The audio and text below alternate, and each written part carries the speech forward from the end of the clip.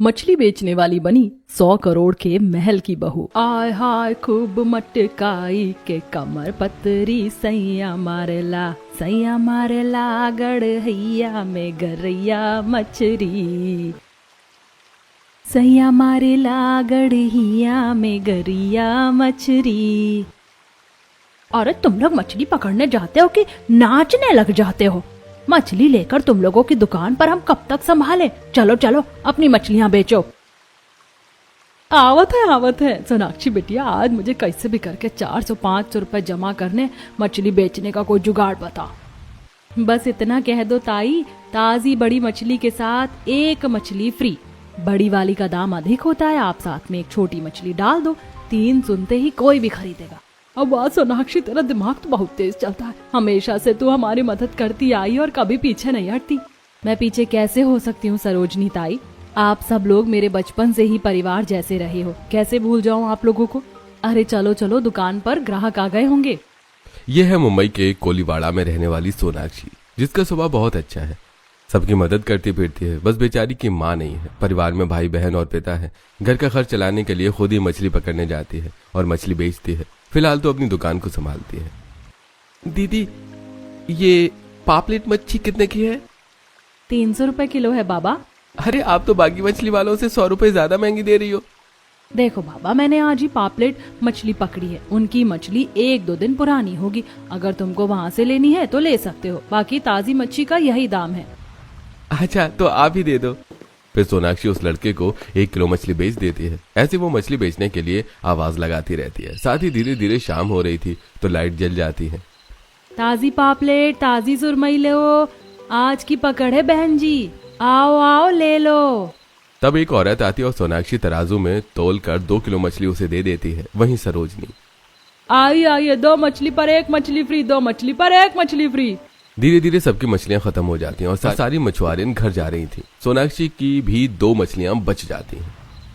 2 मछलियां बच गई। चलो इसे घर पर आज पका ही दूंगी और सबको मछली के पकौड़े बनाकर खिला दूंगी। बहुत बहुत शुक्रिया बेटी, तेरी वजह से आज मेरी खूब बिक्री हुई है।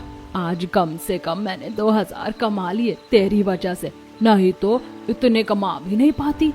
अरे ताई, ये तो मेरा फर्ज था, मुझे शुक्रिया मत कहो। मेरी भी 1000 रुपए की बिक्री हुई है, इसमें तो पिताजी की दवाई आ जानी चाहिए। मेरी बच्ची चिंता मत कर, एक दिन तेरे चौखट पर भी खुशियाँ आएंगी और सारी परेशानी खत्म हो जाएंगी। काश ऐसा ही हो ताई। अच्छा घर चलती हूँ ताई। घर आ जाने के बाद सोनाक्षी मछली को साफ करके मछली के पकौड़े बना देती है और अपने भाई और पिता बहन को खिलाती है।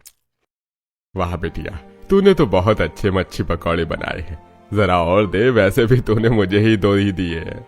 बस बाबा, आप इससे ज्यादा नहीं खा सकते क्योंकि ये है तो तला हुआ ही। बिल्कुल ठीक कहा दीदी, आपने बाबा ने तो घर पर परेशान ही कर दिया था। बार बार पूछ रहे थे कब तेरी दीदी आएगी, कब तेरी दीदी आएगी। और फिर इनको इस दौरान वही पथरी का दर्द होने लगा। तब मैंने एक दर्द की गोली दे दी। अब तो बाबा की दवाई खत्म है और कल ही लानी पड़ेगी, और दीदी घर का राशन भी खत्म है। तो चिंता मत कर, सब हो जाएगा। लेकिन पैसे तो कम पड़ गए हैं। पिताजी की दवाई 3000 की और घर का राशन 2000 का आता है, और मेरे पास 1000 है। इसमें से कुछ नहीं हो पाएगा, लेकिन सुबह 200 से दूध चीनी दाल चावल ले आऊंगी, तो वो बना देना। मैं कल सुबह जल्दी मछली पकड़ने जाऊंगी और जल्दी बाजार में बैठ जाऊंगी। दीदी, आप घर में कितना काम करती हो, सबके लिए सोचती हो और बाहर जाकर भी मेहनत करती हो। काश मैं बड़ा भाई होता और आपको इतना सब अकेले नहीं जीना पड़ता, लेकिन मैं तो सिर्फ अभी पढ़ रहा हूँ। कोई बात नहीं मेरे भाई, तुझे घर की टेंशन लेने की कोई जरूरत नहीं है। तू आराम से पढ़, हम है ना। और तू जानता है ना, तेरी बड़ी बहन किसी से कम नहीं है। हाँ, ये तो मुझे पता है दीदी, इसीलिए मैडम ने 2 दिन में एग्जाम फीस भरने को कहा। 800 रुपए देने स्कूल में, नहीं तो पेपर में बैठने नहीं देंगे। और आप तो जानती हो अब मैं 6th क्लास में आने वाला हूँ। हे भगवान, इसके स्कूल वाले भी ना। मैंने बोला था सोनाक्षी, तुझे इस प्राइवेट स्कूल में मत पढ़ा। अब इन स्कूल वालों के चोचले बढ़ने लगे हैं। पेपर में बैठने के पैसे कौन लेता है भाई? अभी थोड़े दिन पहले इन्होंने महीने की फीस ली थी, और उससे पहले ये बच्चों को घुमाने ले गए थे, उसकी फीस। और पता नहीं अंट शंट फीस मांगते हैं, और पेपर हो जाने के बाद एडमिशन फीस लेंगे। इससे बढ़िया सरकारी में डालती। अरे बाबा शांति शांति, एक ही तो छोटा भाई है, अब उसे भी स्कूल में ठीक से पढ़ाएंगे नहीं तो पढ़ लिख कर अच्छा आदमी कैसे बनेगा। हाँ पिताजी, दीदी ठीक कह रही है। चलिए आप आराम कीजिए अब पानी पीकर। बाकी सब खाना खाकर सो जाते हैं, लेकिन सोनाक्षी लेटे खिड़की से बाहर चांद को देखती रहती है। 2 दिन में मुझे अपने भाई की फीस भी भरनी है और पिताजी और घर के राशन के लिए कुल मिलाकर 6-7 हजार रुपए चाहिए। बस भगवान जी किसी तरह कल मेरी कमाई करवा दे। जो ट्रिक मैंने सरोजनी ताई को दी है कल उसे मैं अपनाऊंगी और सुबह सुबह जाऊंगी। सोनाक्षी सो जाती है और सुबह 5 बजे उठकर ही जाल और मछली रखने वाला डिब्बा लेकर समंदर किनारे पहुंच जाती है, जहां 2-4 मछुआरे भी थे। तो नाव में बैठकर मछली पकड़ने निकल जाती है और समंदर से थोड़ा आगे जाकर जाल फैलाती है। हे भगवान, आज ढेर सारी मछली पकड़वा देना। पहले जाल में उसकी 10-12 मछलियां फंस जाती हैं, जिन्हें वो दम लगाकर खींचती है। इससे बात नहीं बनेगी, और मछलियां चाहिए। नाविक भाई, नाव थोड़ी और आगे ले लो। अरे बहन, और आगे जाओगी खतरे से खाली नहीं है। समंदर की लहर बड़ी तो वापस नहीं आ पाओगी। भैया बस थोड़ा सा आगे ले चलो, फिर हम जल्दी वापस आ जाएंगे। और फिर सोनाक्षी नाव से थोड़ा और आगे जाकर जाल फेंकती है। उसके बाद उसके जाले ने ढेर सारी मछलियां फंस जाती हैं, जिन्हें सोनाक्षी बार बार निकालती है। फिर इन सारी मछलियों को पानी वाले डिब्बे में भर लेती है और घर ले जाकर सुबह दुकान से राशन लाती है। इतने में नहाकर चाय बनाकर सबको पिला देती है, खुद भी पी लेती है और 1 किलोमीटर पैदल चलकर अपने पिता की 3 दिन के लिए दवा ले आती है। बाप रे, मैं तो थक गई। दीदी, तुम सुबह इतनी जल्दी उठकर मछली पकड़ने गई और फिर तुमने घर के काम करके पापा की दवाई लेने गई। आज माँ होती ना तो तुमको बहुत डांटती। मुझे भी तो बोल सकती हो, मैं दवाई ले आती। कोई बात नहीं, घर का काम तू करे या मैं, बात तो एक ही है। ये दवाई संभाल कर रख दे, अब मुझे जाना होगा जल्दी से मंडी में। और राजू, तेरी मैम को बोल देना मैं कल पैसे दे दूंगी। ठीक है दीदी, पक्का दे देना, परसों से एग्जाम शुरू है। फिर राजू टिफिन बैग में रख के स्कूल चला जाता है। ज्योति घर संभालती है और सोनाक्षी मछलियां बेचने चली जाती है।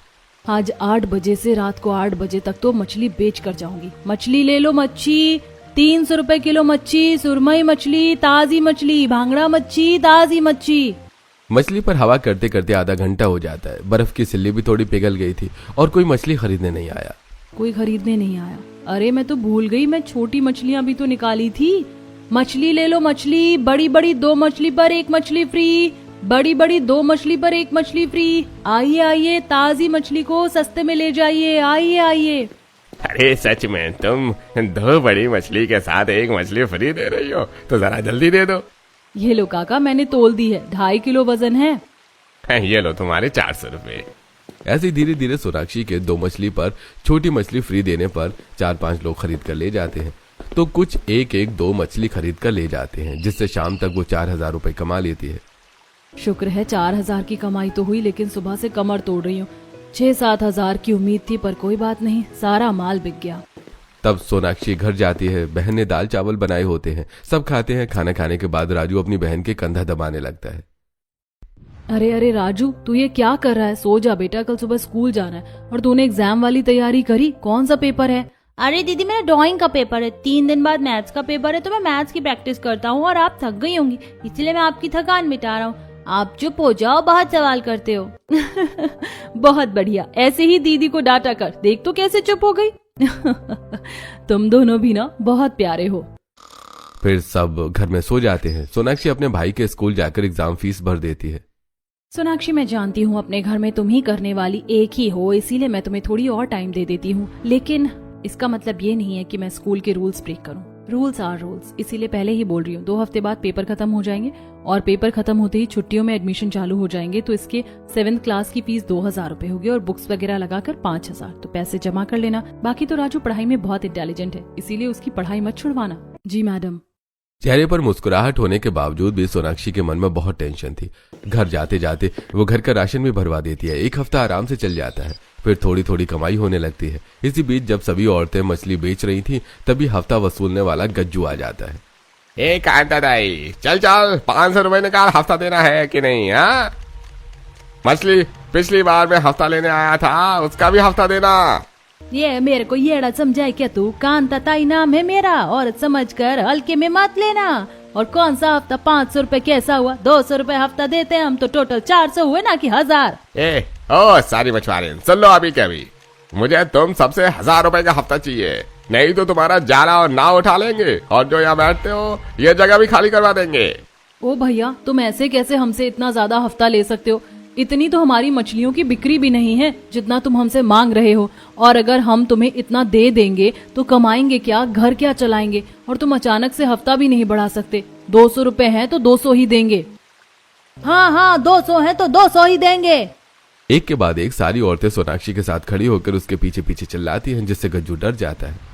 देखो, हमने पुलिस वालों को खबर कर दिया है तो पुलिस वाले छोड़ेंगे नहीं, और तुम हमसे 200 रुपए भी नहीं ले पाओगे क्योंकि पुलिस आएगी और फिर हमसे 1 महीने में सिर्फ 300 रुपए का हफ्ता लेकर जाएगी और तुम्हारा ये सब भी बंद हो जाएगा। अब देख लो तुम क्या चाहते हो। अच्छा ठीक है, जितना हफ्ता है उतना ही लूंगा, अब जल्दी दो। सोनाक्षी की आवाज उठाने से गज्जू मान जाता है और कम पैसे वसूल करके चला जाता है। बाकी औरतें भी खुश हो जाती हैं। वाह बेटिया, तूने तो कमाल कर दिया। हमेशा की तरह तू हम सबके साथ खड़ी रहती है और सारी परेशानी हल कर देती है। सच में सोनाक्षी, तू हमारे साथ है तो हम कमा पाते, वरना हम औरतें कहाँ अपना घर चला पाती। ये सब तेरी वजह से हुआ है। बस अगर आपने तारीफों के पहाड़ पर और चढ़ा दिया तो फिसल कर नीचे गिर जाऊंगी। इतना काफी है आज के लिए। अच्छा ठीक है। एक तरफ सोनाक्षी उन पैसों में घर चलाने की कोशिश करती है और रोज सुबह सुबह मछली पकड़ने जाती है। वहीं दूसरी तरफ आर्यमन नाम का एक अमीर लड़का है जो 100 करोड़ के महल में अपनी बड़ी सी फैमिली के साथ रहता है और उसकी माँ उसे 4-5 तरीके की लड़की पसंद करवाने के लिए उसके सामने खड़ी कर देती हैं, जो कि काफी ज्यादा मॉडर्न थी।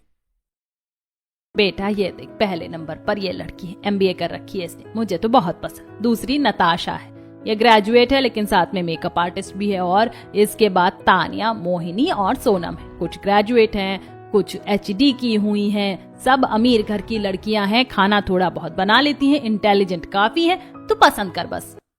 आर्यमन, मुझे देखिए, काफी ज्यादा खूबसूरत हूँ। मेरे साथ आप टाइम स्पेंड करेंगे ना, हमें प्यार भी जल्दी हो जाएगा। घर के बाकी लोग भी मौजूद होते हैं और सोनम आर्यमान का हाथ पकड़ लेती है। आर्यमान को बिल्कुल अच्छा नहीं लगता, वो अपना हाथ छुड़वा देता है। मॉम, ये सब क्या है? I don't like this, please बंद कीजिए ये सब और उनको भेज दीजिए। आप जानती है ना, मुझे प्यार व्यार में बिल्कुल विश्वास नहीं है। How rude. ये सुनकर पैर पटक कर सारी लड़कियां वहां से चली जाती हैं। सुमित्रा नाराज हो जाती है। आर्यमन, ये तूने क्या किया? मैंने इतनी मुश्किल से 5 बेहतरीन लड़कियों को सेलेक्ट किया था और तूने सबको भगा दिया। ऐसे कोई करता है क्या? आर्यमन, ये क्या हरकत है? कब से तुझे शादी के लिए बोल रहे हैं? अगर इस साल शादी नहीं हुई तो पिताजी की बनवाई वसीयत के हिसाब से 40% प्रॉपर्टी ट्रस्ट में चली जाएगी। तो यही चाहता है क्या? देवर जी, शादी कर लो ना, क्यों करोड़ का नुकसान करवाना चाहते हो आप? और आप सबके मन के लिए मैं किसी भी बेकार लड़की से शादी कर लूं? देखा नहीं था आपने, 5 की 5 शक्ल से लालची दिख रही थी और मेरे टाइप की भी नहीं थी। ये क्या बात हुई ना, तुझे शादी करनी है ना, कोई तुझे पसंद आ रहा है और प्यार वार तू करता नहीं है, मतलब तुझे दादाजी की वसीयत की कोई फिक्र नहीं है ना? अरे प्लीज बस कीजिए, ऑफिस से आकर घर पर ये सब झेलना पड़ता है, परेशान कर दिया आप लोगों ने। यह है आर्यमन राठौर, 100 करोड़ के महल का छोटा वारिस, जिसकी शादी के लिए उसके दादा वर्धमान राठौर ने खास वसीयत बनाई।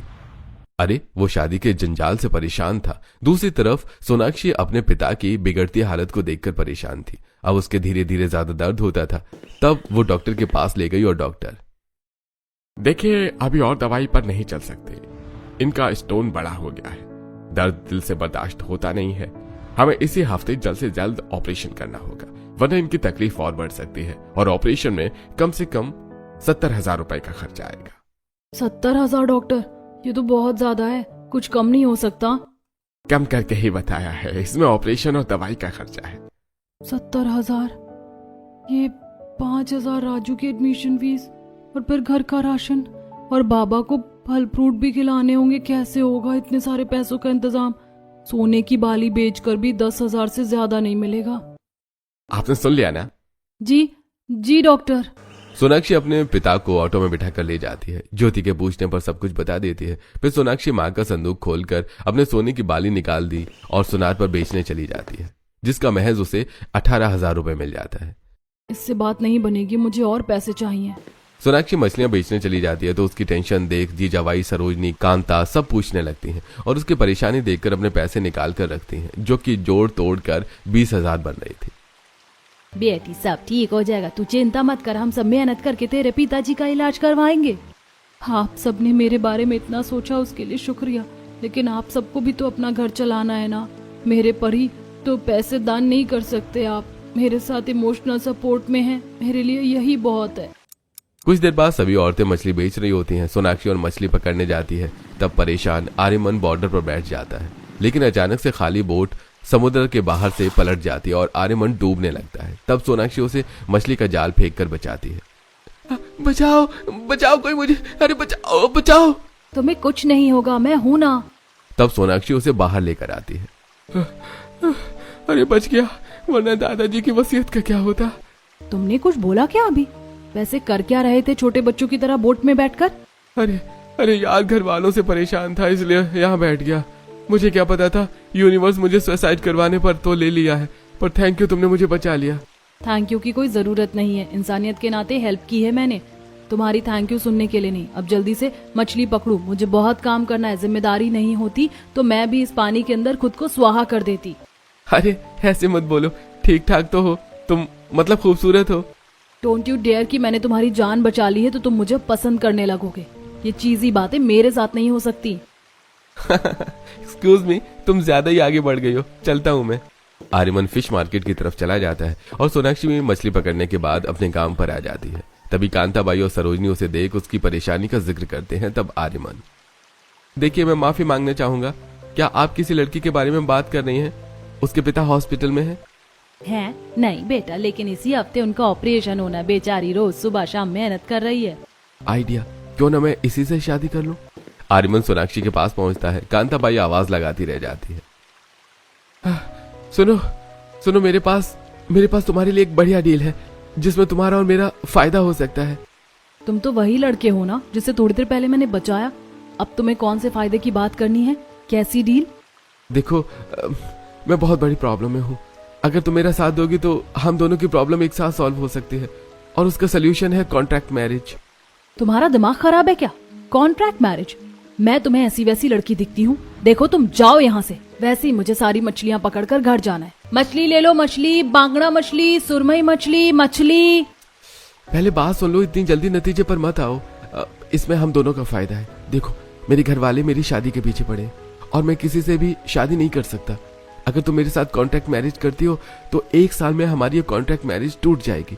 मेरे घर वाले भी शांत हो जाएंगे और तुम्हारे घर में जो दिक्कत है, तुम्हारे पापा का ऑपरेशन होना है, वो सब भी हो जाएगा।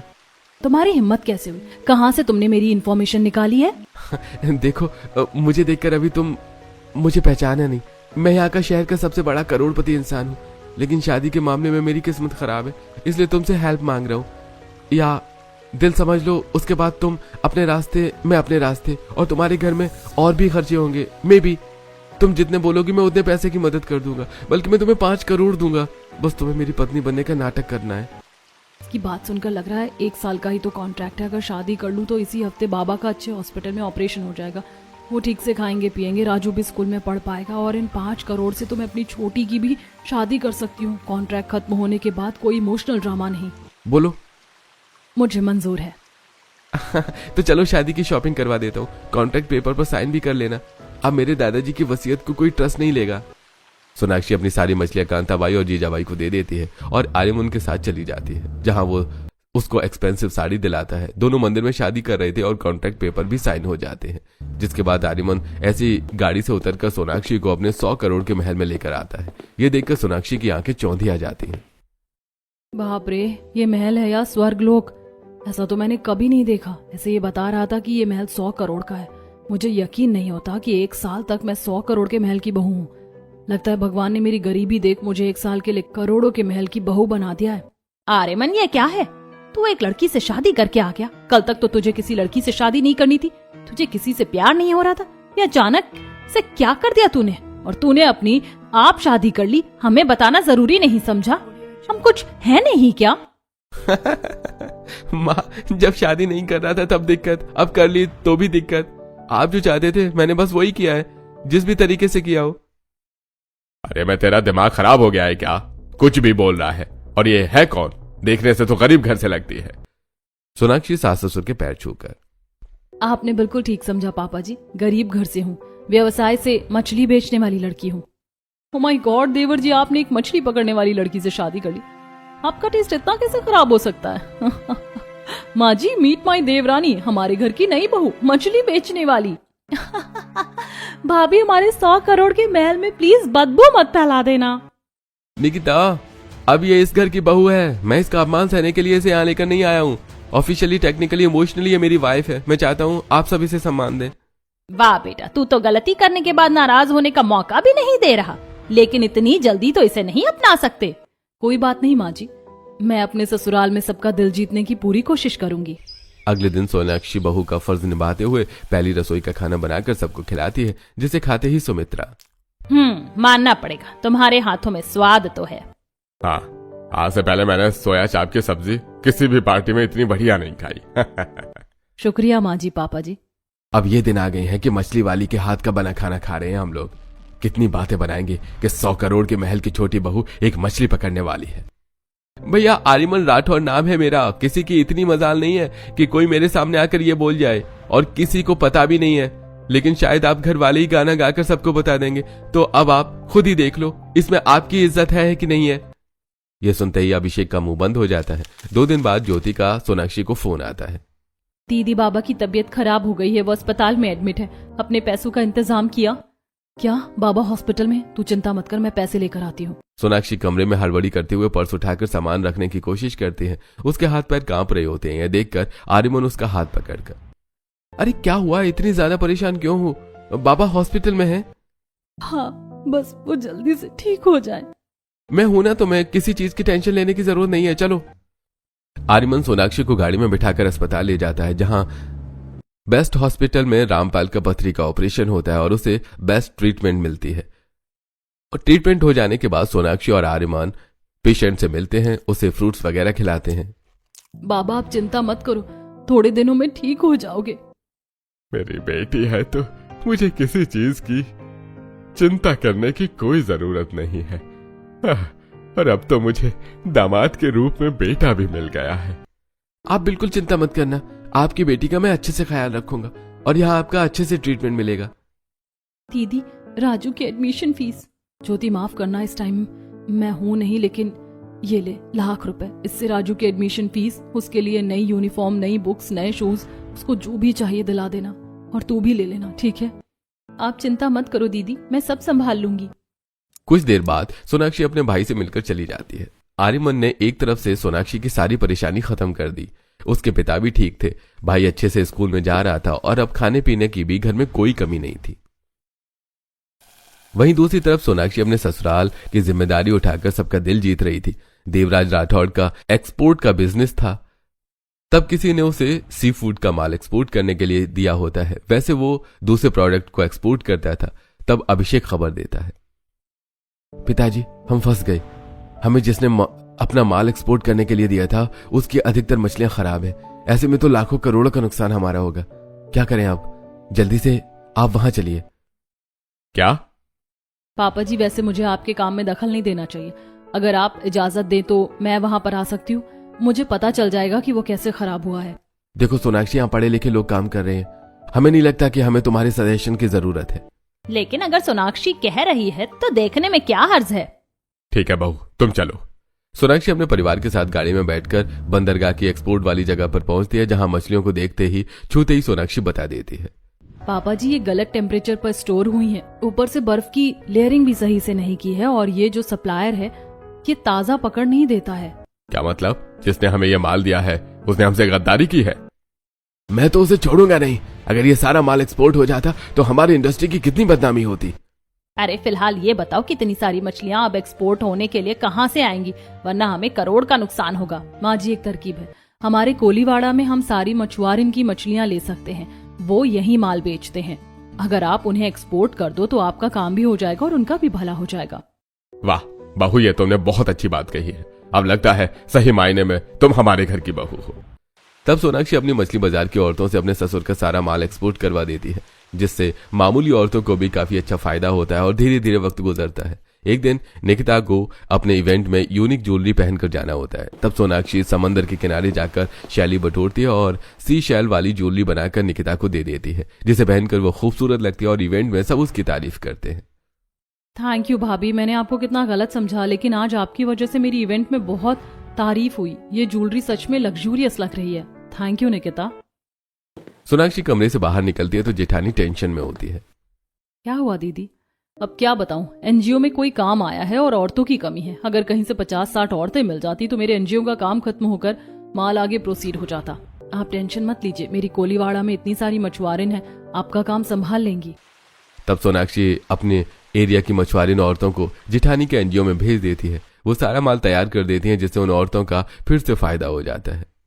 सोनाक्षी तो बहुत समझदार है, शादी होने के बाद भी तो हमारी मदद करिए। 8,000 तो मैं एक दिन में मछलियों को बेचकर भी नहीं कमाए होंगे जितना मुझे यहाँ से मिला। ताई, इंसान को हमेशा उसकी मेहनत का फल मिलता है और ये आपका फल है। इस तरह सोनाक्षी घर में एक एक करके सबका दिल जीत लेती है। वहीं घर वालों के सामने नाटक करते करते दोनों एक दूसरे के करीब आ जाते हैं। कभी सोनाक्षी फिसलती है तो आर्यमन उसे संभाल लेता है। दोनों एक दूसरे की आंखों में देखते हैं। तुम ठीक तो हो ना? हाँ, मैं ठीक हूँ। मुझे क्या होगा? जरूर तुमने ही मुझे गिराया होगा। अरे तुम क्या हमेशा लड़ने के मूड में होती हो, झांसी की रानी की तरह। और तुम क्या सलमान खान हो जो रोमांटिक मूड में रहते हो? हटो, मुझे जाने दो, काम करना है। ऐसा कहकर सोनाक्षी मन ही मन मुस्कुराकर चली जाती है और आर्यमन भी शर्माता है। ये चिड़चिड़ी लड़कियां मुझे पसंद क्यों आने लगी है। जैसे जैसे दोनों के मन में एक दूसरे के लिए प्यार बढ़ रहा था, कॉन्ट्रैक्ट मैरिज खत्म होने का टाइम आया था। एक रात कांताबाई का फोन आता है। सोनाक्षी मेरी मदद कर। सरोजनी, सविता और मेरे पति अभी तक नहीं आए। वो साथ में मछली पकड़ने गए थे, लेकिन अंधेरे की वजह से रास्ता भटक गया। समुद्र में तूफान चल रहा है। कुछ कर बेटा, हमारे पति मिल जाए। आप चिंता मत करो, तीनों आपके पति जरूर मिलेंगे। माँ जी, मुझे जाना होगा। नहीं, तू बाहर कहीं नहीं जाएगी, मौसम खराब है। नहीं माँ जी, मैं दूसरों की मदद करने से पीछे नहीं हट सकती। मेरे परिवार वालों को मेरी जरूरत है। आर्यमन जी, आप कुछ ऐसा कर सकते हैं, किसी तरह कोस्ट गार्ड से संपर्क हो जाए और वो मदद के लिए भेज दे। हाँ, चिंता मत करो, मैं उन लोगों से अभी बात करता हूँ। तीनों मछुआरे के पति भयंकर तूफान में फंसे हुए थे और बारिश भी आ रही थी। इतने में आर्यमन कोस्ट गार्ड से संपर्क करता है। वो मदद के लिए बोट को भेज देते हैं। सोनाक्षी को उनकी जीपीएस लोकेशन मिल जाती है तो वो भेज देती है और खुद किनारे पर खड़ी रहकर उनके आने का इंतजार करती है। कुछ देर बाद तीनों के पति वापस आ जाते हैं और उनका धन्यवाद करते हैं। बेटी, अगर तू नहीं होती तो आज ये भी नहीं होते। तेरे हमारे पर कितने एहसान है, कैसे तेरा कर्ज उतारेंगे। अब तो वो आ गए हैं तो अब क्यों रोना। और वैसे भी मदद करना कोई एहसान नहीं होता जिसका कर्ज उतारा जाए। सच में हमारी बहू खतरों से भी नहीं हारती। सोनाक्षी, मुझे तुम पर गर्व है कि तुम मेरी पत्नी हो और ऐसे माहौल में तुम कभी पीछे नहीं हटती। जिंदगी से हमेशा यही सीखा है। सोनाक्षी अपने ससुराल वालों के साथ बहुत ज्यादा घुल मिल गई थी और कॉन्ट्रैक्ट खत्म होने में अब 1 हफ्ता बचता है। सोनाक्षी अपने ससुराल की सलामती के लिए भी रोज प्रार्थना करती थी। पर एक दिन वो सुबह सुबह बैग उठाकर घर वालों के सामने से जा रही होती है तो सुमित्रा, तुम कहीं जा रही हो? तुमने तो हमें बताया नहीं। माँ जी, कॉन्ट्रैक्ट के हिसाब से मुझे 1 साल पूरा हो गया है और अब मैं हमेशा के लिए यहाँ से जा रही हूँ। ये सुनते ही सभी घर वाले हैरान और परेशान हो जाते हैं। बहू, ये तो क्या बोल रही है? कैसा कॉन्ट्रैक्ट? आर्यमन और मेरी शादी एक कॉन्ट्रैक्ट मैरिज थी, 1 साल की, तो अब मुझे जाना होगा। प्लीज भाभी, प्लीज आप यहाँ से मत जाइए। हम सब ने आपको अपने घर का सदस्य मान लिया। आपके बिना हमारा मन नहीं लगेगा। हाँ हम बहू, मत जा, मेरा ख्याल कौन रखेगा। प्लीज सोनाक्षी, मत जाओ। तुमने इस परिवार की वहां मदद की है जहाँ कोई सोच भी नहीं सकता था। मैं जानता हूँ सोनाक्षी, तुम्हारा भी यहाँ से जाने का मन नहीं है। तुम भी मेरे परिवार को अपना मान चुकी हो। मैं इस कॉन्ट्रैक्ट को अभी फाड़ रहा हूँ, तुम यहाँ से नहीं जा सकती। आप सब भूल रहे हैं कि मैं वही मछली पकड़ने वाली हूँ जिसे आप सब लोग बिल्कुल पसंद नहीं कर रहे थे। और आर्यमन साहब, आपने तो मुझे डील करी थी, मैंने दिल से निभाई है, दिल नहीं जोड़ा। झूठ मत बोलो। तुम दोनों की आंखें बता रही हैं कि ये सिर्फ एक कॉन्ट्रैक्ट नहीं था। तुम दोनों भी एक दूसरे से प्यार करते हो और बहू, हम तुझसे करते हैं। सॉरी माँ जी, कॉन्ट्रैक्ट खत्म हो गया है, जाना पड़ेगा। कॉन्ट्रैक्ट के खिलाफ नहीं जा सकती। सोनाक्षी बैग उठाकर चल देती है। उसको गए हुए 2 दिन बीत जाते हैं। ससुराल में किसी का मन नहीं लगता। आर्यमन भी हमेशा खोया खोया रहता है। वहीं दूसरी तरफ जब सोनाक्षी अपनी मामूली जिंदगी की तरह मछली बाजार में मछली बेचने लगती है तो वो भी उदास होती है। लेकिन ससुराल वालों का मन नहीं लगता तो सब के सब उसे मनाने वहीं पहुंच जाते हैं। सोनाक्षी, मैं सच में तुमसे बहुत प्यार करता हूँ। इस बार कोई कॉन्ट्रैक्ट नहीं होगा। सच में तुमसे शादी करके तुम्हें अपने ससुराल में ले जाना चाहता हूँ। चलना बहू, किस बात की सजा दे रही है हमें। दीदी, इनकार मत करो, अपने दिल से झूठ मत बोलो। सोनाक्षी खुद को रोक नहीं पाती और आर्यमन को गले लगा लेती है। मैं शादी करने के लिए तैयार हूँ। इस तरह सोनाक्षी सही मायनों में आर्यमन से धूमधाम से शादी करके उसके 100 करोड़ महल की बहू बन जाती है और वो सब खुशी खुशी रहने लगते हैं।